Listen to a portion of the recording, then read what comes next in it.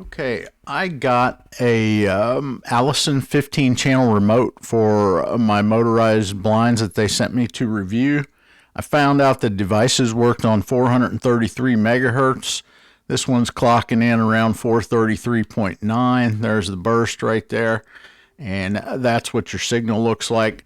I think I can take a Raspberry Pi and a 433 megahertz transmitter and maybe do something where I can automatically locally control it through my home assistant software. Other than that, you have to buy a Wi-Fi hub from them. So I may play around with the Pi and 433 megahertz transmitter. I've got a lot of experience doing that with other things, and I think I can do it.